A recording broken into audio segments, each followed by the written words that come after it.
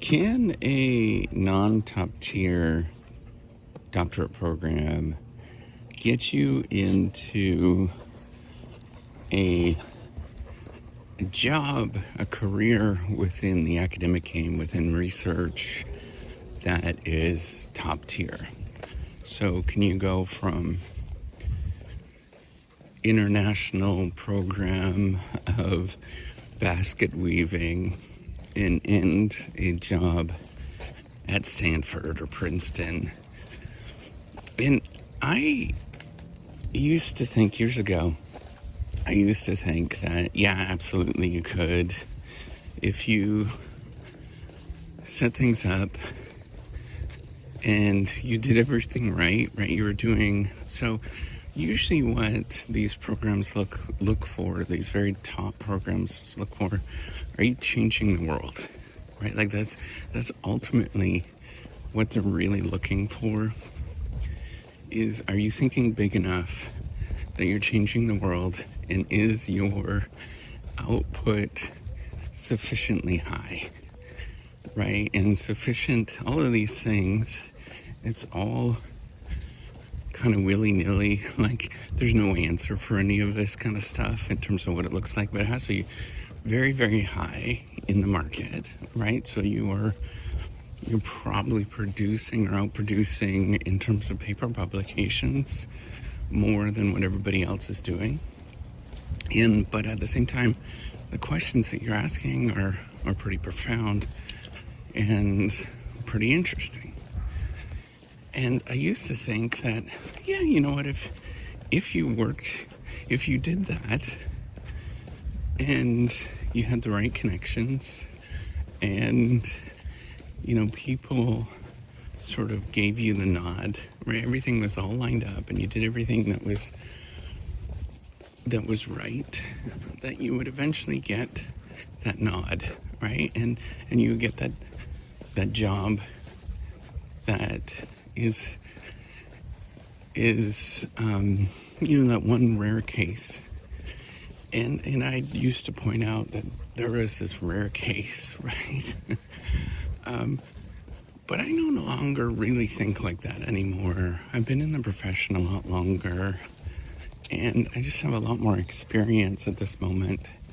And there's a tremendous amount of headwinds that you have to face, even if you're particularly talented. And there's good reason, right? So these places are often looking for how do they make efficient decisions.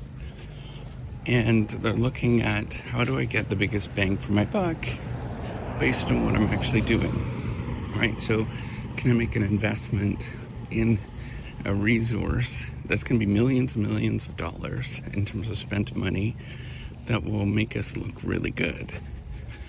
And they're making they're investing in an uncertain resource. There's no real good outcomes for them in terms of understanding what's going to pan out.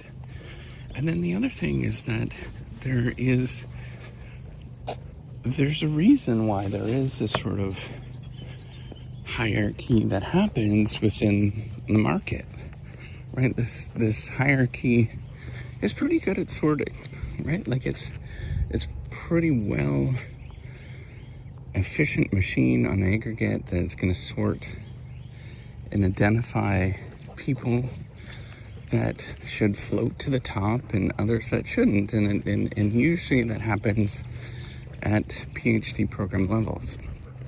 Now,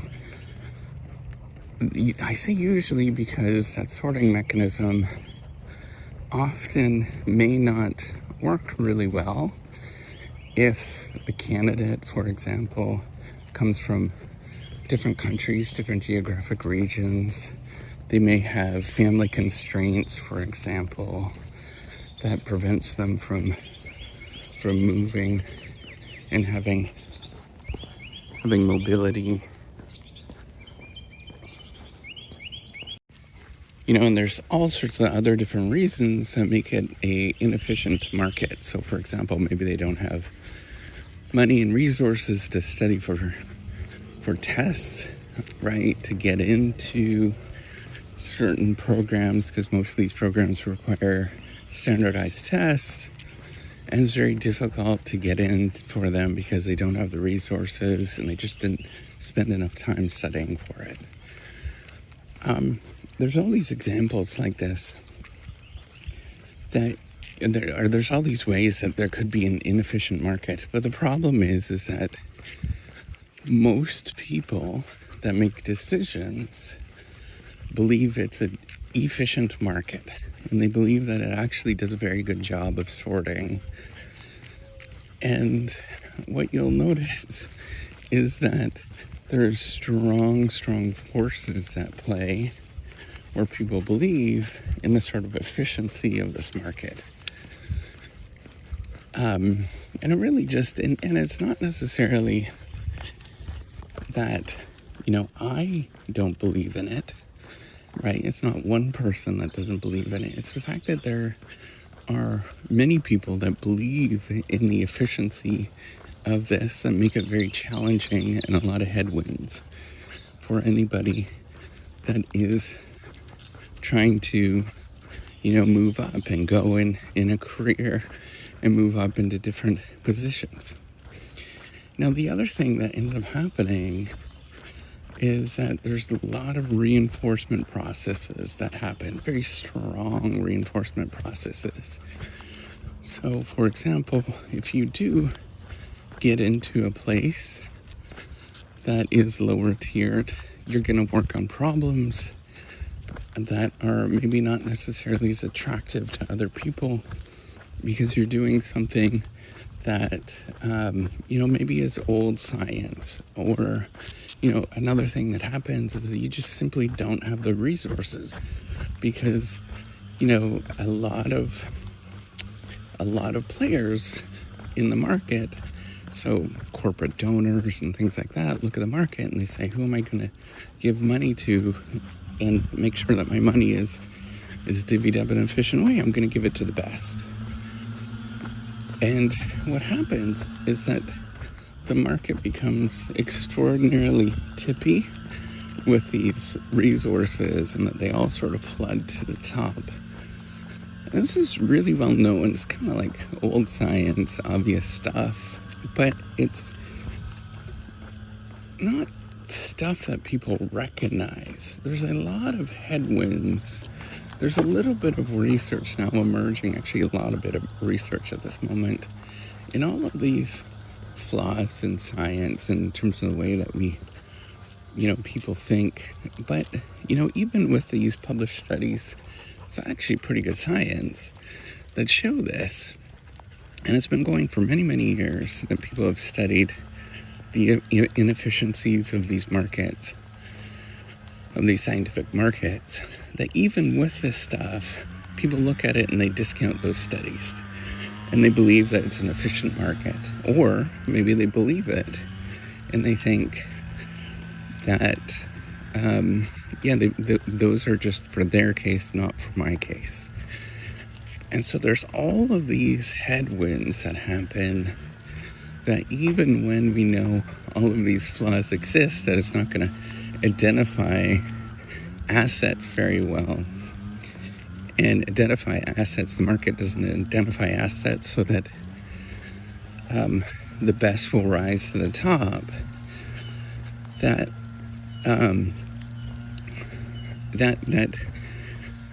Sorry, I just lost my train of thought. So even though that, that we know that it doesn't do a very good job of having these assets flow to the top, that the market, because we collectively believe that it does a good job, or there's enough people in the market that believe it does a good job, that essentially those assets get locked out of, even if they are really good and they started at a really, a program that, wasn't really that good, it's very difficult to move up. And I think one of the things, and there's a compounding force that's happening right now that I fear is actually more troublesome is that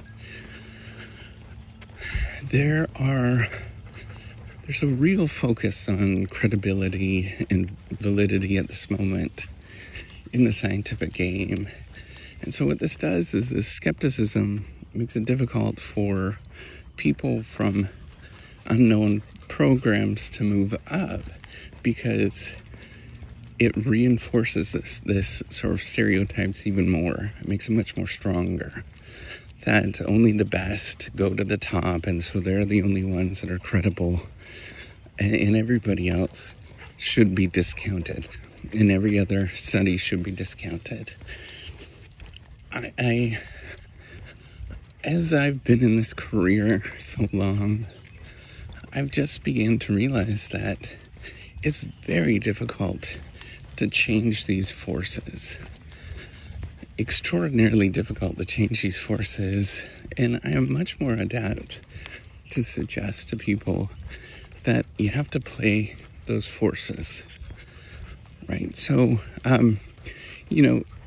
if you want to go to the top and do all of that, you have to realize that there are these strong forces in play.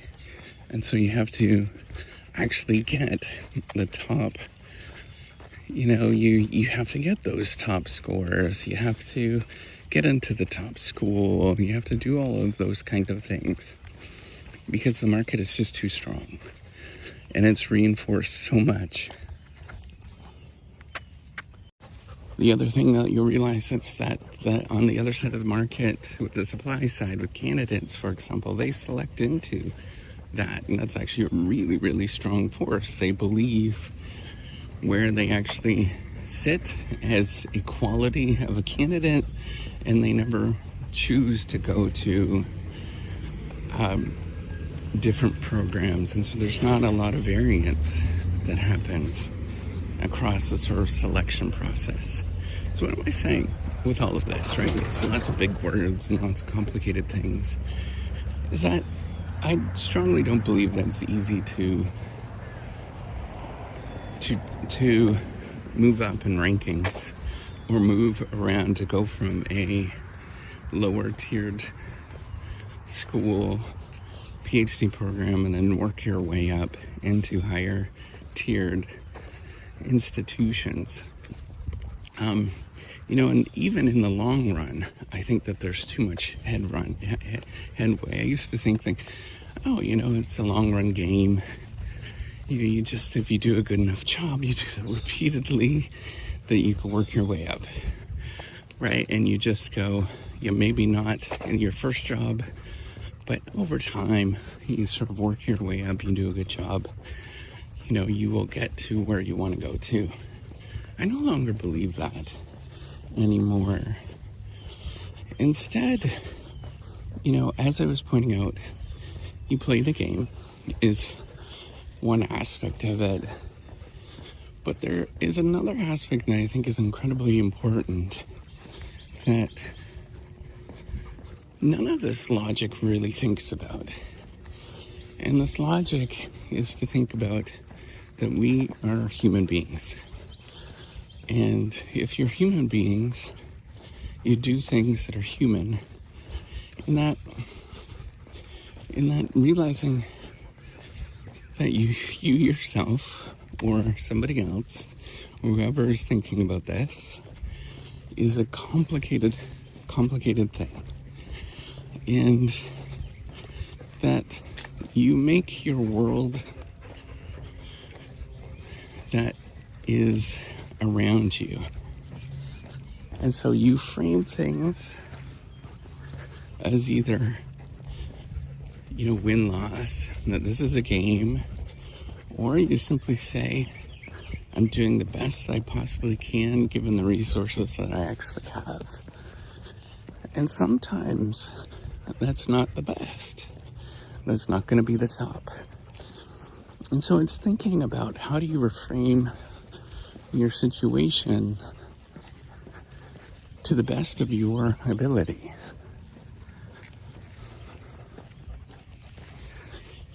With this conversation's always about going to the best and being the best. It's particularly strong in business school environments that they never really talk about the sort of humanistic nature of this, realizing that there's only one best, right? But there's this massive market where it's not like that. And then you have to think about how you situate yourself with this. And that you think about, I'm doing the best I can. I'm doing okay at any given moment. And this is an enjoyable life to actually live. And this is a really different way of thinking about things. So this way of thinking about things is so different that essentially nobody really talks about it. And I think I'm actually carving out an area for myself to talk about. And this is just simply thinking about your own identity, how you sort of view the world in terms of that you can be good no matter what actually happens. Right, so this logic, it's accepting of the 99% of the people that will never play in that game of being the top. And I think that is so much of this logic that is actually taught in business schools and economics and really recognizes or really thinks about the sort of competitive game and getting to the top. And what you realize is that there is no competitive game in the end, and that there is no top because there's always a higher ceiling for you to get to. There's always another player. And what you realize is that there's often a tremendous amount of complexity in this world where people have multiple goals, they have different objectives. Sometimes something happens to them early on that sets them back, that will never allow them to get to the top, right? I think about in business schools, for example, you rarely see anybody with a very, very very visible, mental handicap, for example, right? Like, it's just extraordinarily uncommon. I can't think of anybody that has, a very physical, outside handicap about, thinking, for example. And I'm not saying that this is right or wrong. That's not what I'm saying. I'm just saying that there is this observation. And if that's the case, what about all of these people that have a whole bunch of nuance in their life? So the one way that you can think about it is like, yeah, they'll never get to the top, and they're not great for our society, which I think is almost laughable. It is laughable, right? Everything about that is laughable about that comment. It seems so stupid. The other way to think about this is to reimagine everything, right? Like, how would you think about yourself if you think that you have a flaw or that you can't get to where you want to go to? How would you reframe yourself so that you are amazing, right? I think about, as far as I know, I think about people that are kind of outsiders in society, and that these outsiders in society often reframe them or frame themselves as their own distinct thing, that are better off without playing the mainstream game.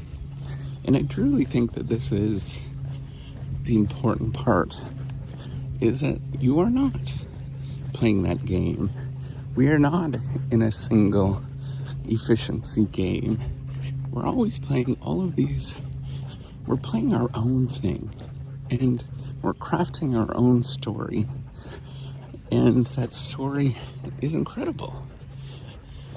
No matter what it is and who you are.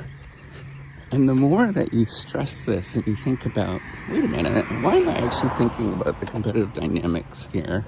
This sort of silly world of trying to move up and being the best and all that kind of stuff. And you don't just take a step back and say, but I'm already doing okay, right? Like, there's nothing wrong with me.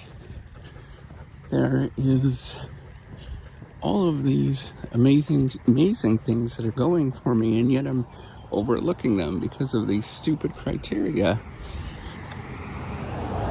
that somebody else has defined that you'll never be able to play in. So the best thing, I think, is often to think about how that you can love yourself more and play within your own game rather than competing. And that means wherever you start out, whatever you're doing is totally fine, because it's the best that you can do given your situation. But then you have to redefine your world so that you're happy and successful in your own little world. Whatever success means for you, however you define it. And if it doesn't fit within the general market demands, well, tough on them. Like, who cares? And then you live your life, and you're happy, and then you die. And I think that's just about it, is thinking about how you can look at your own life, redefine it, not within these very strict definitions that people think about. This is the way that success should be and all of that kind of stuff. But think about, like, what is my world? How am I going to look at all of the flaws and weaknesses and problems that I have and redefine it so that I'm happy? And think about it, all of those problems and weaknesses and all those kind of things, and redefine it such that, yeah, actually, wait a minute. Those are not problems and weaknesses. Those are traits that I have. And there's no value judgment to them. And in fact, those are amazing traits that I have. Those are all positives. And those are things I can leverage and tell a story about. I think changing the language and changing how you do things makes all of the world, it completely changes how we understand what's happening in our lives. And it completely changes stories that we tell. So if you imagine, the first story is that you'll never get there. The second story that I'm trying to convince you of is to realize that there never existed, and it doesn't matter to you. It's not part of your there. And you simply just live your wonderful life. However it unfolds in front of you, you simply have experiences that are exciting and encouraging every day. And you love yourself no matter what happens to you. And the only thing that's different is an unfolding nature of experiences that are in front of you. And that's it. This is a very different perspective. It's very, very... it's very counter to how we think about things. But I think people that have lived a little bit of life and that have some experience with adversity, which I think is 99% of the people in this world or more, that they would appreciate this and realize that this is more my story. I don't have to play by those games, because those games are not my story. That's not the world I live in. My world is much more different, and I have all of these wonderful traits, and these wonderful traits allow me to tell my story in an unfolding amount of experiences that come my way. And that's it. So hopefully this answers your question.